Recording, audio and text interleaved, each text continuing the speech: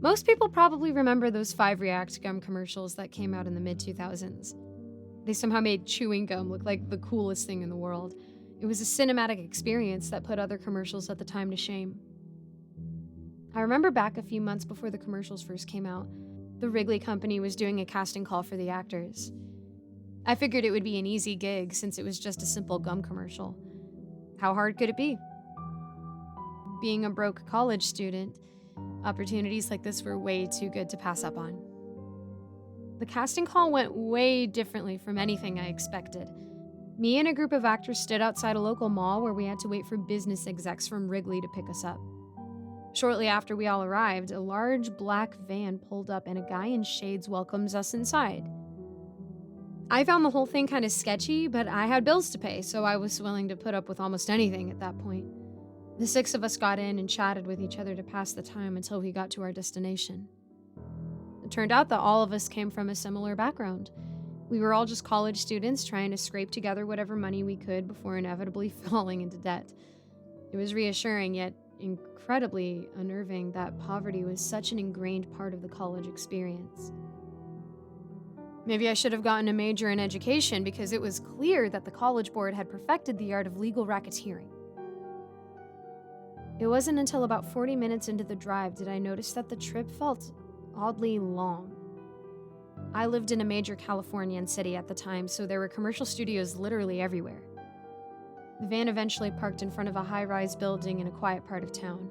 We exited the vehicle to step inside and were immediately floored by a burst of cold air. It was a much-needed relief from the summer heat. The men in suits led us to a small room where we were given a change of clothes. It was a bunch of grungy-looking tank tops and jackets that looked like they came from a sci-fi movie. It's definitely an odd choice for a gum commercial. But I wasn't complaining. We were then handed a stick of blue gum and told that it was mint-flavored. I was surprised when they didn't hand us a script. Apparently, they just wanted to film our natural reaction to the gum. Like I said earlier, it was going to be an easy paycheck. I took a bite of the gum, and as I began chewing, my senses went absolutely wild. My surroundings were replaced by an Arctic tundra being buffeted by intense snowfall. The freezing winds chilled my entire body over to the point that my teeth began to chatter. The other participants and I were all freaking out. What kind of drugs did they lace this gum with? We all shared the same hallucination and could even touch the snow as if it were real. The snow even loudly crunched as we walked around. I've experimented with drugs here and there, but I've never experienced a high that felt so lucid. It usually feels like stepping into a dream, where everything is ethereal and nothing has any weight to it. The snowfall began picking up at an extreme rate. We were soon getting buried by an endless blizzard that spawned out of nowhere. We all ran around like headless chickens until the trenches of snow made it impossible to move. I felt my blood turn into ice and my heart beating against my chest like it was going to break free. Was I about to die? We jolted back to reality, sweat profusely racing down our heads. The Wrigley executives smiled widely at us while writing down notes on their clipboards. They told us that the Wrigley Company was developing a brand of gum completely unlike anything else. The gum was made with special chemicals that could induce realistic hallucinations in the brain. The experience only lasted a few minutes, but the high I got from it had me hooked. I needed more of that rush. Each stick of gum they handed us was a new, sublime experience. I was sent to tropical getaways, rainforests, the middle of the ocean, just about anywhere in nature. The commercials everyone else is familiar with are just a mock-up of the real experience. Nothing could ever compare to the real thing. My mind was completely taken over by the need for more stimulation. Nothing else in the world mattered to me anymore. I needed another quick fix. I was so elated when they handed us a new mystery flavor. My mind raced at the idea of getting to experience another burst of euphoria. I excitedly bit into it and was transported to yet another world. This world was different, however. I fell into an endless white void, my shrill screams being the only source of sound. We all looked at each other in shock as our bodies fluttered through the air. My body plummeted for what felt like eons until we crash landed in the middle of the ocean.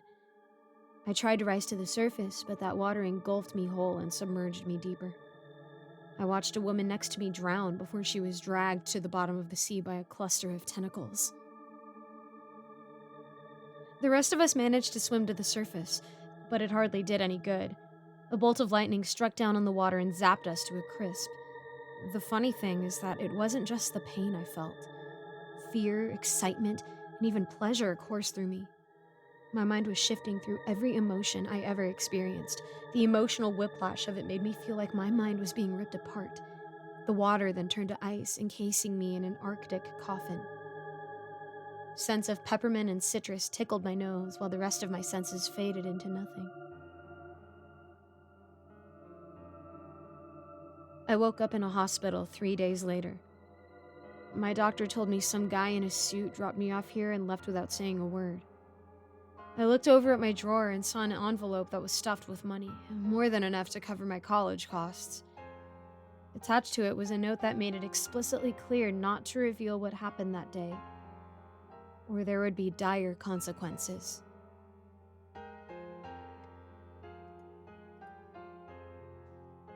That day still plays in my head all these years later. It's just crazy to believe that I almost lost my life over some gum. I tried getting in touch with my co-stars from the commercial, but they went completely off the grid. Their social media accounts were left vacant, with the only activity being their friends and family asking them on their wall where they went. I imagine they had an even worse experience with the mystery flavor than I did. I wonder if they're even still alive. Even when I write everything down in this diary, I still can't believe what happened to me.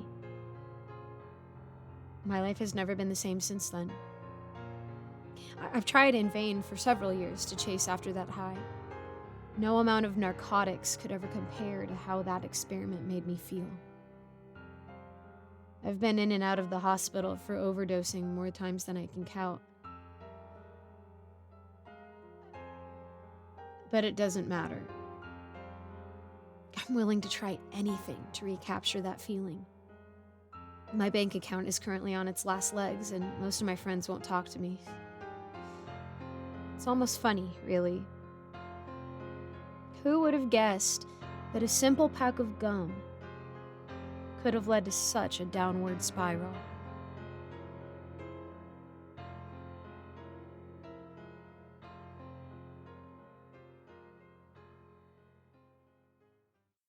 Thanks so much for listening, guys. A quick shout out to my patrons: Kevin Kess, Sabiel Eclipse, 055555, Cormac Wells, Amara, Matthew Steiner, Cupcake Hips, Alonzo, Mr. Sankofa, Michael Milburn, Kozak, Icy Narrates, Jesse Hartley, Eric Cifuentes, Andreas Anderson London, Lawrence Wallen, Geek Sanctuary, Melissa Perez, and this guy. That is someone's actual username. I love that.